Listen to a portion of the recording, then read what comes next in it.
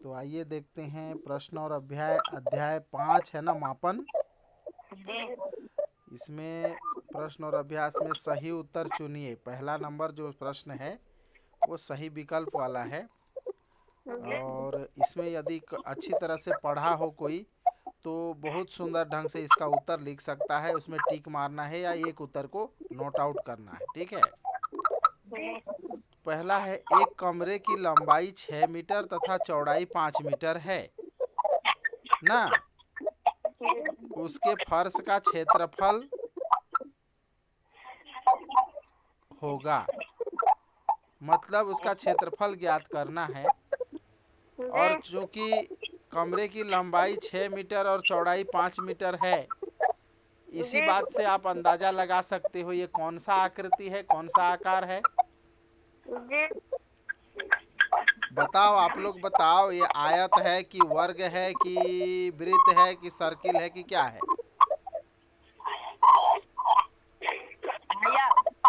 हैं? आयत। हाँ, तो आयत का क्षेत्रफल का सूत्र क्या होता है? लंबाई गुणित चौड़ाई। लंबाई गुणित चौड़ाई।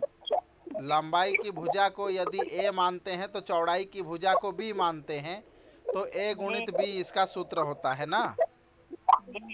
और ए गुणित बी जब सूत्र होता है तो ए गुणित बी सूत्र होता है तो इसमें सूत्र का मान को भर देते हैं ना। तो लंबाई 6 मीटर है, ए बराबर 6 मीटर और बी बराबर 5 मीटर, तो 6 पंचे 30। क्या है इधर इसमें प्रश्न में क्या लिखा है? मीटर मीटर लिखा है ना। तो तुम्हारा जो सही उत्तर हो गया 6 पंचे 30 वर्ग मीटर में आएगा ना।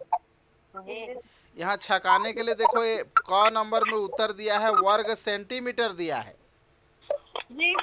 तो वर्ग सेंटीमीटर कर दोगे। 30 तो वो भी है 30, लेकिन सेंटीमीटर में है ना। तो आपको प्रश्न में जो मापन का जो मात्रक मिला है उसी मात्रक में आपका उत्तर भी होगा, इसलिए उत्तर ख जो है सही है ना। अब अगला जो है प्रश्न 5 मीटर, उसके बाद 5.2 मीटर है कि क्या है। उसके बाद 5.4 मीटर, 5.6 मीटर एवं 5.8 मीटर लंबाई की औसत लंबाई होगी ना। तो औसत ज्ञात करने के लिए मैं बतलाया था या नहीं बतलाया था? बतलाया था। औसत कैसे ज्ञात करते हैं? आपको यहाँ पर आंकड़ा दिया हुआ है। कितना, कौन कौन सा आंकड़ा दिया है? 5 मीटर। पहला में लिखा है 5 मीटर, इसको मतलब 5.0 मीटर लिखोगे। दूसरा में 5.2, उसके बाद 5.4, उसके बाद 5.6 और 5.8। ये पूरे को आपको जोड़ना है ना। जोड़ लोगे, उसके बाद कितनी कितनी संख्या में आपका मात्रक है? 1 2 3 4 5 है, ठीक है। पूरे को जोड़ लोगे, जोड़ने के बाद में आप 5 से भाग दे दोगे, ठीक है। तो जो भागफल प्राप्त होगा वही उसका क्या होगा? उत्तर होगा ना। तो आप इसको कर लेना, इसको गुणा करके इसको मेरे को आप लोग जिसके पास भी फोटो खींचने का व्यवस्था है व्हाट्सएप ग्रुप में शेयर करना।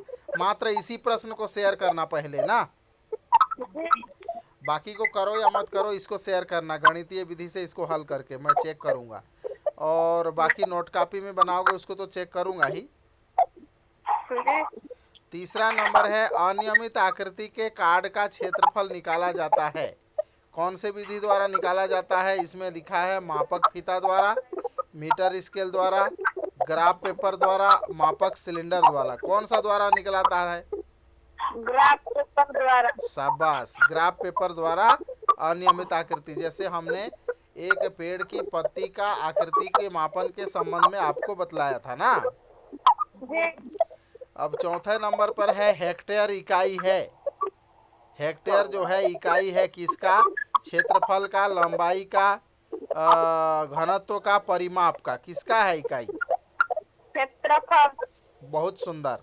कौन बताया? गंगोत्री। आ? जी। हाँ, क्षेत्रफल इसको हेक्टेयर में मापते हैं। जमीन को देखना अक्सर क्या बोलते हैं, इतना हेक्टेयर जमीन है बोल के ना, जी। तो क्षेत्रफल है। पदार्थ का घनत्व ज्ञात करने का सूत्र होगा, क्या होगा? घ द्रव्यमान आ? आयत। आ? बतलाओ बतलाओ। द्रव्यमान आयत। आयतन। द्रव्यमान बटे आयत की द्रव्यमान गुणित आयत? द्रव्यमान। इसमें है जी, देखो अंग्रेजी में दिया है डेंसिटी बराबर एम अपॉन वी। जी। सूत्र दिया है डेंसिटी डी। डी घनत्व को बोलते हैं, एम मास को बोलते हैं यानी कि द्रव्यमान को, बटे उसका आयतन को वॉल्यूम बोलते हैं। जी। तो ख वाला उसका उत्तर सही है ना, जी। द्रव्यमान बटे आयतन। जी। अब अगला, रिक्त स्थानों की पूर्ति कीजिए। घनत्व का एसआई मात्रक क्या है?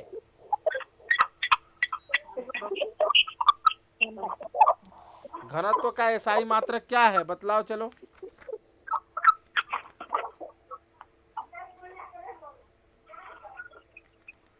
घनत्व को किस चीज से, किस मात्रा से मापते हैं, किस मात्रक से?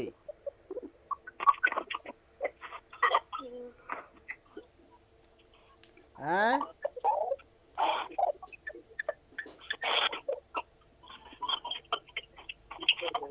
किस मात्रक से मापते हैं जी? घन मीटर से मापते हैं कि वर्ग मीटर से मापते हैं कि किससे मापते हैं?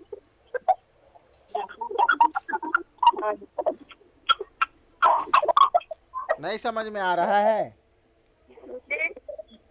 इसको घन मीटर से मापते हैं ना।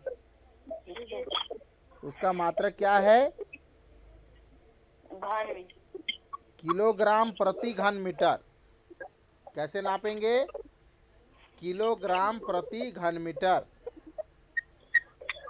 घनत्व का एसआई मात्रक है किलोग्राम प्रति घन मीटर। आपके पास नोट कापी पेंसिल वेंसिल कुछ है तो वहाँ पर खाली स्थान को नोट भी कर सकते हो। किलोग्राम प्रति घन मीटर। अब किसी वस्तु की सतह द्वारा घेरा गया स्थान क्या कहलाता है? आयतन। शाबाश। किसी वस्तु की सतह द्वारा घेरा गया स्थान आयतन कहलाता है ना। इसी को बोलते हैं वॉल्यूम। किसी पदार्थ के इकाई खालिस्तान को पदार्थ का घनत्व कहते हैं।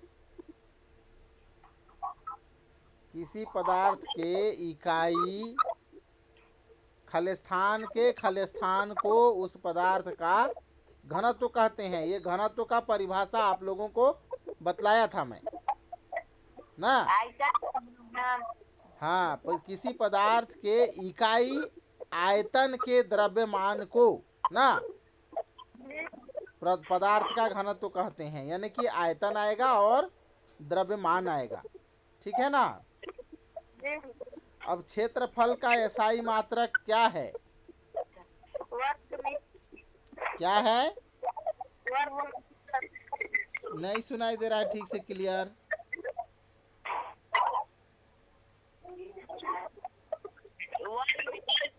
वर्ग मीटर ना। चलो शाबाश, इतना हो गया आप लोगों का बहुत बढ़िया से ना। इसमें आप लोगों को बहुत ज़्यादा माथापच्ची करने की आवश्यकता नहीं है। इतना ही ढंग से अगर पढ़ाई करो तो इतना आपका परीक्षा में यदि आता है तो आप अच्छी तरह से कर लोगे ना। अब अगला देखते हैं, पृष्ठ क्रमांक कौन सा है? 52 है या पृष्ठ क्रमांक 52 यानी कि 52 ना। 52 पृष्ठ क्रमांक 52 देखते हैं। सही अथवा गलत कथन की पहचान कीजिए तथा गलत कथन को सही करके लिखिए। ठीक है। जी पहला है किसी आकृति के घेरे की कुल लंबाई क्षेत्रफल कहलाती है। ये गलत है सही है? सही कौन बोलता है सही है? गलत है सर। किसी आकृति के घेरे की कुल लंबाई को क्या कहते हैं? वर्ग मीटर। क्या बोलते हैं? वर्ग मीटर। गलत। जी किसी आकृति के घेरे की कुल लंबाई को परिमाप कहलाती है। परिमाप बोलते हैं ना। जी परिमाप या वृत्त के संबंध में रहेगा तो परिधि बोलते हैं उसी को। अब प्रश्न, अब इसमें सही लिखोगे, ये गलत कथन लिखोगे इसका उत्तर, और इसको सही करके कैसे लिखोगे? किसी आकृति के घेरे की कुल लंबाई परिमाप कहलाती है लिखोगे, ठीक है। क्षेत्रफल को हटा के वहां पर परिमाप डाल दोगे और लिख दोगे, ये सही कथन बन जाएगा, ठीक है ना। जी जी अब अगला दूसरा है लोहे का घनत्व तो पानी से अधिक होता है। सही कथन है गलत कथन है? सही हाँ सही कथन है। इसका उत्तर सिर्फ आपको सही कथन लिखना है, और इसको सही करने की आवश्यकता नहीं है क्योंकि ऑलरेडी वो सही है ना। अब अगला तीसरा नंबर देखते हैं। अनियमित आकृति का क्षेत्रफल ग्राफ पेपर से ज्ञात करते हैं। क्या सही है गलत है? सही सही है तो सही ना। जी खेतों के क्षेत्रफल को वर्ग सेंटीमीटर में मापा जाता है। सही है गलत है? सही सही कौन कौन सही सही बोल रहा है? आप ध्यान देना जी। खेत को क्या तुम स्केल से नापोगे? नहीं तो क्या होगा? गलत हैं? गलत कथन है तो सही कथन कैसे लिखोगे ये पूछ रहा हूँ।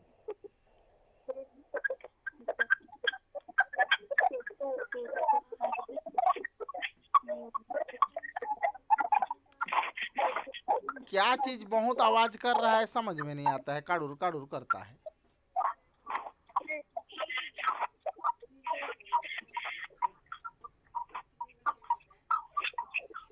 स्पीकर बहुत ज्यादा साउंड में है क्या सभी का?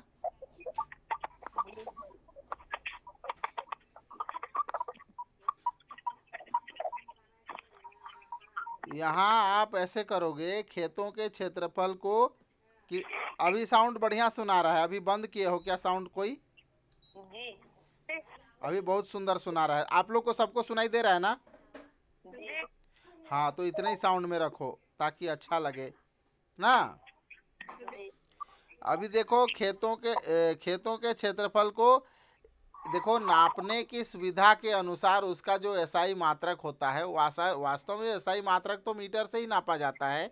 तो यहाँ पर वर्ग सेंटीमीटर लिखा है।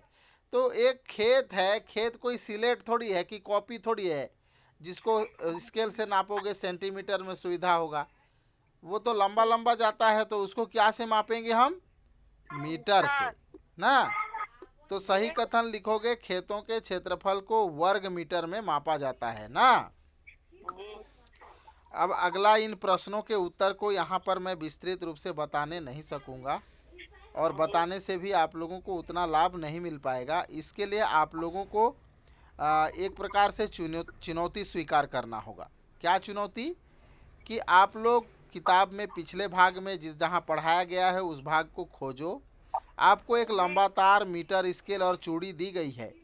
चूड़ी की मोटाई कैसे ज्ञात करेंगे, इससे संबंधित मैं आपको इस पाठ में सिक्के की चौड़ाई मोटाई ज्ञात करने की विधि बताया हूँ, तार की लंबाई मोटाई ज्ञात करने की विधि बताया हूँ ना।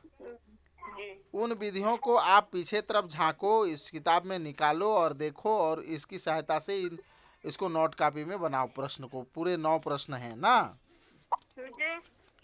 हाँ 9-10 प्रश्न हैं, पूरे को करो, और इन्हें भी कीजिए करके नीचे दिया है, इधर भी आप कर लेना, ठीक है ना। तो ये पार्ट आपका कंप्लीट हो जाएगा। आज इतना ही है। इधर लास्ट में एक वायुमापी वायुमापी बनाने का जो विधि बताया है, इसको भी पढ़ लेना जी ना। जी पृष्ठ क्रमांक तुम्हारा कौन सा में है? 53 में दिया है एक ठो वायुमापी। आप लोग का ऊपर घिचा में एक ठो जो वहाँ पर है ना, एक ठो क्या, एक ठो विशेष प्रकार का घर बना है, जी उसके घर के ऊपर में भी इसी प्रकार का वायुमापी बना के लगाया है ना। जी तो इसी प्रकार छोटा छोटा आप लोगों को अध्यापन कराएंगे। इसमें मेरे को बहुत जल्दी में वीडियो यूट्यूब अपलोड करने के लिए भी सिंपली बन जाता है। जैसे अभी 15 मिनट का पढ़ाई आप लोगों का हो गया है, और इतना ही पढ़ाने से आप लोगों को भी उसको पढ़ने में भी सहूलियत होगा, जानने में भी सहूलियत होगा ना। तो चलो आज का इतना ही। इसको आप लोग नोट कॉपी में तैयार करके रखो, फिर अगला अध्याय पर कल से चलेंगे ना। जी। चलो धन्यवाद।